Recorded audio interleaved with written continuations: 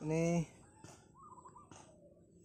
video terbuka untuk para ukti-ukti dan para orang tua yang punya anak perempuan. Jadi guys, beberapa hari yang lalu datang seorang wanita setengah muda menggendong bayi usia 3 bulan. Datang dengan isak tangis yang terseduh-seduh.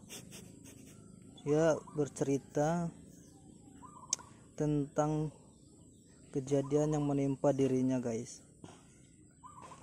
Ini disclaimer, bukan mau membuka aib orang ataupun mau menceritakan tentang rumah tangga orang, bukannya. Ini video ini dibuat khusus untuk ukti-ukti yang mau mencari pasangan hidup atau suami, atau buat ibu-ibu, bapak-bapak yang punya anak perempuan untuk memilih-milih calon menantu. Jadi singkat cerita, wanita setengah muda itu dengan menggendong bayi datang ke rumah, nangis dengan terisak-isak. Dia bercerita bahwasanya dia baru saja mengalami yang namanya KDRT, ya, kekerasan dalam rumah tangga. Jadi wanita itu tetangga kami, tapi jauh, rumahnya itu sekitar 1,5 kilo lah, berapa ratus meter lah gitu, nggak tahu pastinya berapa. Dia datang dan menceritakan kejadian yang sebenarnya, bahwa dia sedang ada di hajar sama suaminya. Alasannya, dia bercerita suaminya mau pakai sabu-sabu, narkoba gitu, guys.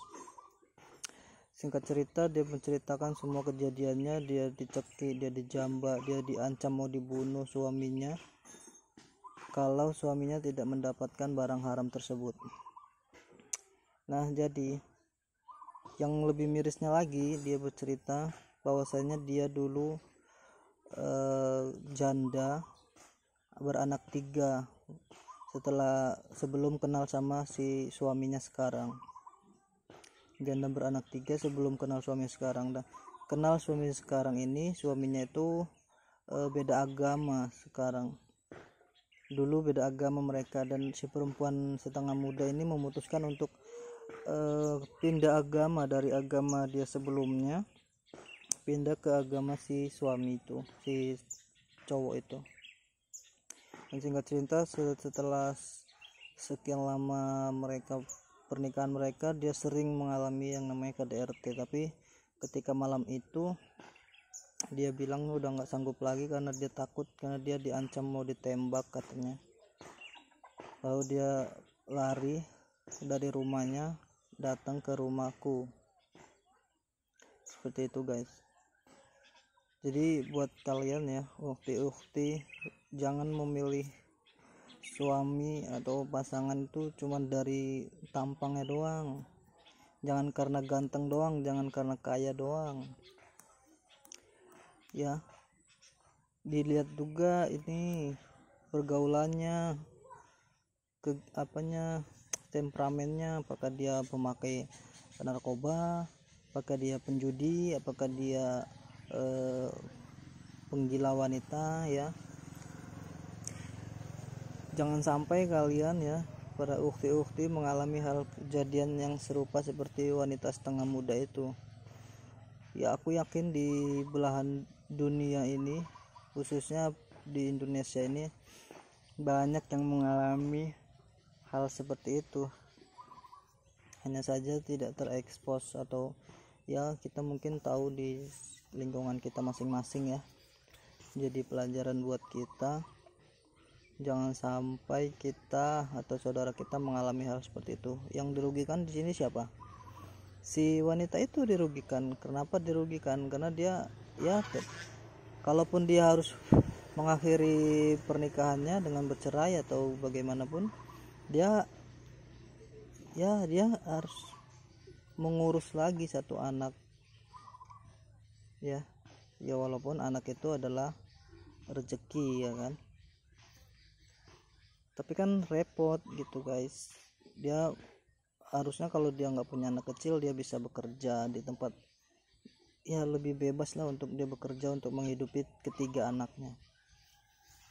Dan yang lebih seremnya lagi, malam itu juga suaminya datang menjemput dengan gagah. Dia datang menjemput, suruh istrinya pulang, ayo pulang. Kata si pria itu, kata si suaminya begini, ayo pulang, kita selesaikan di rumah, jangan di sini, jangan buat malu katanya. Kapan aku ada pukul kau, kapan aku ada ini, kapan aku ada siksa kau katanya. Tapi sambil menarik rambut si wanita setengah muda itu guys. Dia suruh wanita itu pulang, dia suruh istrinya pulang, tapi sambil dijambak, ayo pulang, sambil diseret gitu. Jadi dan syukurnya ya, nggak tahu sih syukur apa enggak ya, si perempuan itu nggak mau, benar-benar nggak mau lagi dia pulang ke rumah suaminya. Dia bertahan di rumahku. Terus singkat cerita, suaminya bilang, asih aku aja yang ngasih uang ke keluarga kau katanya. Ada keluarga kau ngasih aku uang 1000 perak pun nggak ada katanya. Keluar dari mulut si suaminya itu. Baru dijawab sama istrinya, ya uang itu untuk anak-anakku katanya. Anak-anakku ada 3 di sana, diurus sama mamaku katanya, diurus sama orang tuaku. Mana ada anakku, mana ada anakmu ya inilah yang satu ini dari aku katanya.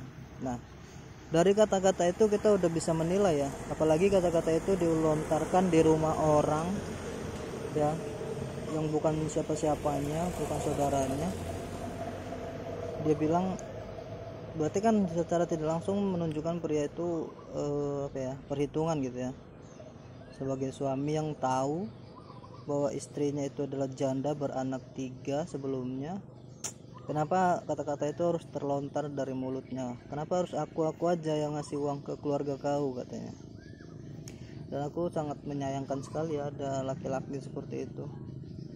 Harusnya sebelum menikah ya dia harus tahu dulu resiko menikahi janda beranak 3. Jangan mengungkit seperti itu gitu kan. Ya mungkin segitu aja guys ceritanya. Nanti kalau misalnya rame ini aku lanjut lagi, tapi itu aku cuman mau berbagi itu ya, berbagi cerita supaya ukhti ataupun mama-mama, papa-papa di luar sana yang punya anak gadis, punya anak perempuan, mau dia janda mau dia gadis, intinya perempuan yang mau menikah, pilih laki-laki yang benar-benar bertanggung jawab, tidak pernah mengungkit apa pemberian dia, lalu sayang sama keluarga, khususnya yang janda, dia harus benar-benar sayang sama anakmu.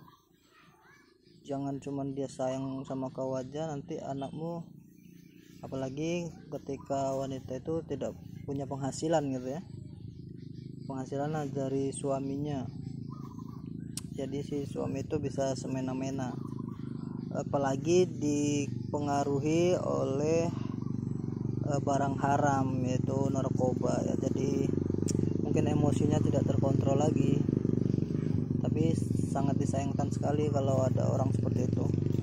Mudah-mudahan kita terhindar dari kejadian-kejadian seperti itu guys. Semoga kita dalam keadaan baik semuanya. Oke, terima kasih sudah mendengarkan. Assalamualaikum, bye bye.